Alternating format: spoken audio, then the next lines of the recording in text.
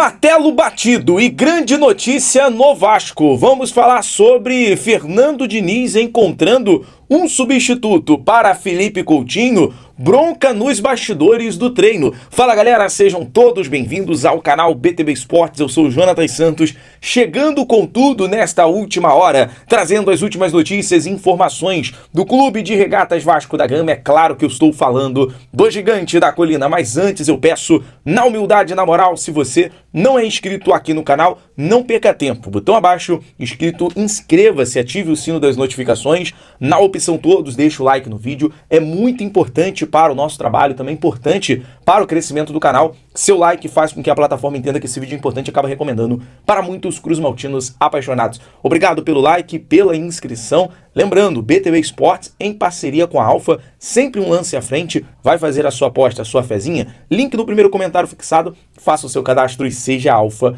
você também. Inclusive a Alfa que nos dá essa condição de estar em todos os lugares, para lá e para cá. Hoje estivemos no Tribunal de Justiça do Rio de Janeiro, lá no centro. Fizemos uma reportagem, uma cobertura especial da audiência sobre o recurso da 777. Daqui a pouco a gente vai trazer mais detalhes sobre esse assunto. Então é aquilo, né? A gente que acompanha, que cobre o dia a dia do Vasco, acaba por dentro de todas as situações. É lado político, é lado jurídico, lado psicológico, futebol. São as situações extracampo que o Vasco acaba proporcionando para quem cobre e para o torcedor que acompanha também. Mas vamos aqui, sem mais delongas, falar sobre as informações do Legítimo Clube do Povo em relação ao substituto para Felipe Coutinho, dentro do Vasco. Por que eu falo sobre isso? Ao que indica, Dimitri Payet, inclusive questionado ao técnico Fernando Diniz na coletiva sobre o Payet, que ainda segue sentindo dores no joelho. O seu contrato, o vínculo termina no dia 30 de julho. O Vasco não deve seguir a renovação com o Payet, a não ser que haja uma reviravolta nessa situação. Mas o técnico Fernando Diniz vem conhecendo mais o elenco, vem dando mais uma rodagem para o elenco. Ele até fala na coletiva que está conhecendo jogadores do time principal, a base. É claro que ele não vai dar agora tanta oportunidade para a base, porque ele ainda está basicamente menos de um mês. Ele está conhecendo o elenco principal ainda. E ontem, para quem observou, o Diniz deu uma oportunidade, salvo engano, a partir dos 35 minutos, para o Benjamin Garré, que fez esse papel no meio de campo. E ao que tudo indica, o Fernando Diniz vai preparar o Garré para ser esse jogador para substituir o Felipe Coutinho, na necessidade do Vasco ter um camisa 10 pelo meio de campo, um jogador de armação, de criação. O Garré vai fazer esse papel. Todo mundo sabe que o Coutinho ele vem tendo boas partidas, principalmente ontem, participando com gols, mas o Coutinho fisicamente, ele muitas vezes, ele não fica os 90 minutos em campo. Ele é substituído nos 70, nos 60. E você ter um jogador para fazer essa mudança, essa substituição, e manter o ritmo, e manter a pegada do time, é muito importante. Então, o Diniz falou, olha, a princípio, eu não conhecia o Garré, não vi alguns lances do jogador, assisti alguns vídeos, conversei, porque o Diniz tem muito esse papel de chamar o jogador no treino, de chamar o jogador no tete-a-tete, no papo reto, e conversar. Eu acho que o Garré passou para ele essa confiança e agora, aos poucos, vamos acompanhar como o Garré vai se comportar nesse meio de campo. É claro que o Garré ele faz o papel de ponta, mas eu tenho na minha concepção que ele vai ajudar mais nessa questão da criação. Quero saber a sua opinião, torcedor cruzmaltino.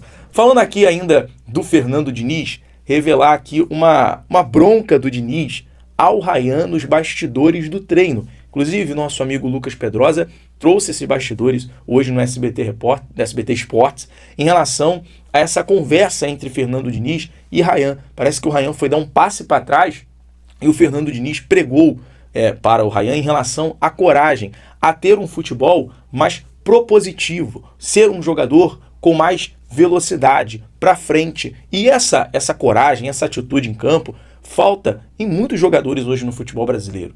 Eu acho que se o Fernando Diniz conseguir extrair essa melhora do Rayan, ele tende a evoluir muito. E ontem na coletiva, acho que por duas vezes, em duas perguntas, o Diniz rasgou elogios para o Rayan, falando que é um jogador imperdível no momento, vai ser difícil em relação a encontrar um substituto, vem evoluindo bastante, e é legal, né, acompanhar essas broncas de bastidores, porque faz toda a diferença em campo. Voltando aqui rapidinho no Coutinho, a galera acompanhou, né, a resenha entre o Coutinho e o Verratti. Já não bastasse ontem na zona mista o Verratti passar e dar um tapinha na cara do Coutinho. Isso mostra um clima legal, né, no time, um clima bacana, união entre os jogadores, aproximação, uma conexão legal. E o Verratti foi lá nos comentários da foto do Coutinho e perguntou se o Carleto, que é o Carlos Ancelotti, ligou para o Coutinho para ele ser convocado, para ele futuramente estar na seleção brasileira. Ontem o Coutinho foi questionado em relação à seleção brasileira. Inclusive na pergunta do repórter nosso do BTB Esportes, Matheus Aguiar, que estava na zona mista, eu estava na coletiva, ele questionou sobre o sonho do Coutinho em retornar à seleção brasileira, ele que o Ancelotti conheceu o Coutinho em passagens pelo Everton na Premier League, e o Coutinho falou, olha, meu pensamento agora, meu objetivo agora está voltado a ajudar o Vasco, a contribuir com o Vasco. Em outras palavras, estou 100% focado no Vasco, foi as palavras do Felipe Coutinho.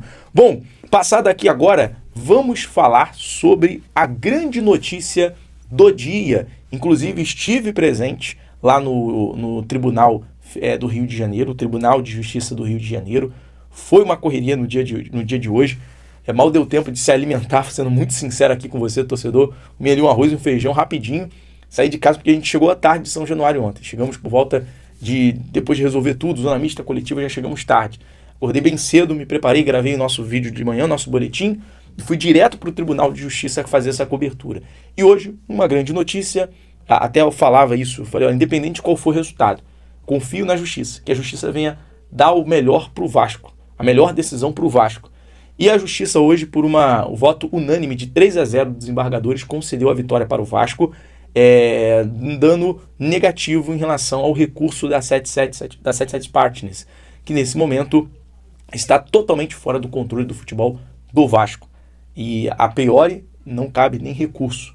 Então isso facilita o próprio Felipe Carregal, que é o segundo vice-presidente jurídico do Vasco. Inclusive vou deixar aqui no primeiro comentário, na primeira descrição, o link, e também na tela final, para você acompanhar lá no nosso canal secundário, no BTB Play, tudo que o Felipe Carregal esclareceu sobre a validade, em relação à validação, né, dessa decisão da Justiça, sobre o futuro do Vasco em relação à venda da SAF, que isso vai facilitar o caminho para novos investidores, e quais são os próximos passos. A princípio, o Vasco se mantém no controle do futebol, né, o CRVG, o clube associativo, na diretoria do presidente Pedrinho, se mantém à frente do futebol. Inclusive, tem um vídeo de 2 minutos conversando com vou colocar aqui agora, com o amigo Sérgio Maca, do canal Podcast Cruz Maltino, que trouxe basicamente ali alguns termos jurídicos, explicando melhor, esmiuçando melhor para você, torcedor. Vou deixar agora no final desse vídeo, tá bom?